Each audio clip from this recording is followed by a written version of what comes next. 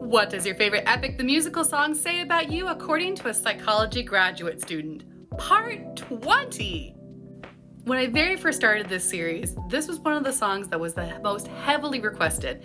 But because there's always reason to my madness, I said, okay, if we get to part 20, then I will do Underworld.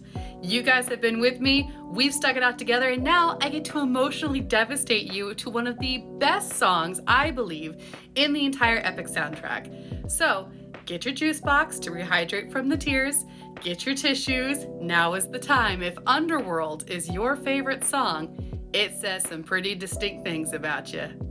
Starting with camp number 1, you sadist.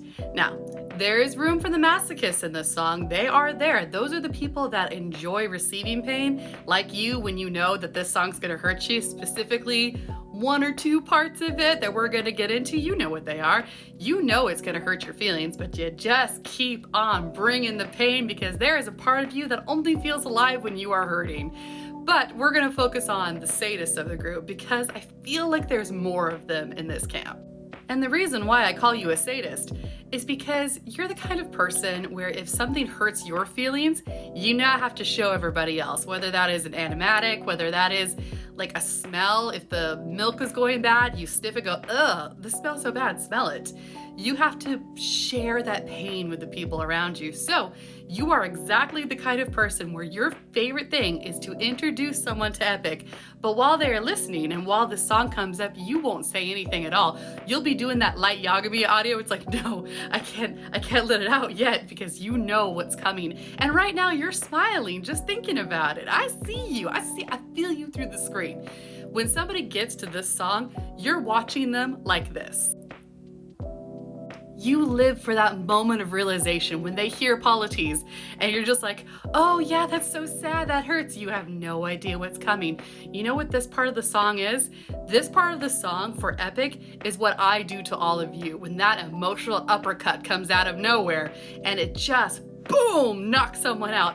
Not only do you enjoy watching someone's face when he hears his mother and he says, I took too long, and that emotional devastation that just breaks on somebody, you're also the person that you love saying, hey, did you know that that's his actual mom singing it?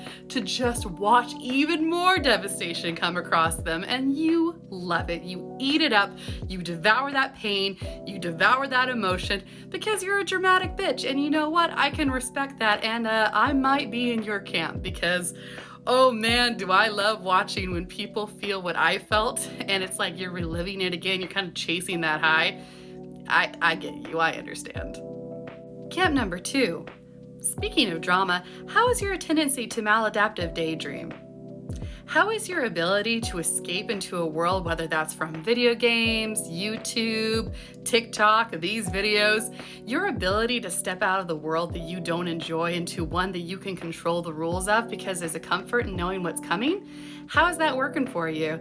How is it pretending to be Odysseus and having his entire crew say, Captain, Captain, like knowing that it's his fault, knowing that he's going into a place where most of his crew is, and that devastation that will come from it? And how was it when you were singing it in the shower, the car, walking down the street, just anything where you have to stop and have that cinematic moment where you've put yourself in the shoes of the other person because you are a deeply empathetic human being and you understand deeply, even though you've never experienced anything to the level of what Odysseus is going through, you can still put yourself in his position, and that heart flutter that you get, that pain, that excitement, that main character energy of being in the underworld, of being right there with him, and just I keep thinking about the infant from that night. You've never had anything like that, but you're gonna pretend that you have because your world is a lot more exciting than anything this one can come up with. You're probably the kid that didn't really fit in with anybody growing up. Most likely you were either the super smart kid or the class clown. Typically they actually overlap. Usually the class clown is probably one of the smartest kids, and you probably have a career now that you're not really happy with, but it does involve having to put on a performance, whether that's in customer service where you're just pretending that you actually are happy when you're not, or you're reacting to something, or you're just trying so hard to put on a performance at all times and never let anybody actually see the real you because you don't tend to like that person. You can find aspects of yourself to enjoy, but who you actually are, you're not even really sure who that is anymore, are you? If you look in the mirror and you actually stare for a little while, and yes, I can already hear the people, oh, you see the face transform because, blah. I'm not talking about that. I'm talking about taking a moment to really engage with yourself, to meditate, to sit with yourself. Would you like the conversation that you're having? Or is it far better for you to change that personality into one that you feel fits the people around you? Side note for the Camp 2 people, it's not its own individual camp, but I feel like there's enough that I kind of make like an addendum to Camp 2 before we get on to the devastation of Camp 3.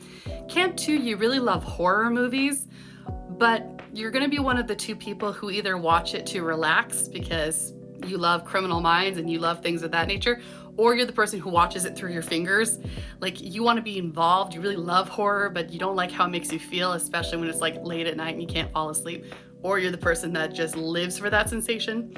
Could be either, but there's definitely like a pull towards that, a pull towards the spooky, a pull towards the goth girls that you had crushes on growing up, that you probably haven't grown out of that. I don't blame you, I'm right there with you. But having that feeling that you love to feel alive via horror movies, horror media, horror anime, just any form of it, I feel like that's the addendum to Camp 2. And camp number 3. Hello, mommy issues. Whether you are a child of divorce, whether you have lost your mother, or whether you just didn't have the relationship with her that you needed from a very young age, there is a deep wound inside of you that has never been healed, not fully. Now, that doesn't necessarily mean that you had a bad relationship with your mom. You could have had a fantastic relationship with your mom, but you lost her too soon. So there's individual camps within this camp. There are the people who had wonderful relationships with their female caregiver, whether that's your mom, aunt, grandmother, older sister, teacher, just somebody that you had that very close maternal bond with and you lost that. Or it's the people who so badly wanted their mother to say, I love you and I'm proud of you. And I'm so supportive of everything you're doing. How much would it have meant to you to have your mom support you from a very young age? To have your mother stop working, stop changing you, stop just not being what you needed her to be? How much would it have meant to you to have that maternal caregiver look at you and say, you matter and I accept you exactly the way you are? That's why a lot of you really like my videos. I have seen that in the comments many times. It's like, I don't like my mom, but I got a new TikTok one, and baby, I say welcome to the family. I'm your new mom. I am so proud of you. What you want to do, what you are doing, who you are. You have never had to change to be here. You are amazing.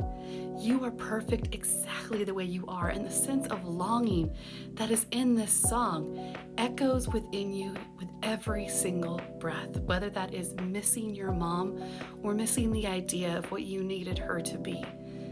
You feel that so deeply.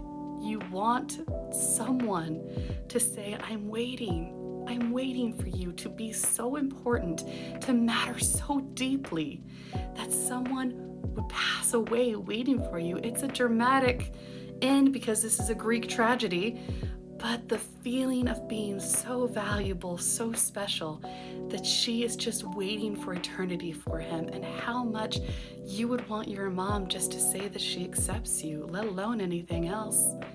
You matter. And I am so proud of you. You don't have to change anything about you to be important to me and to everyone here. I am so proud of you. I'm so glad you're here, and I'll see you in the next part. Stay classy, my darlings.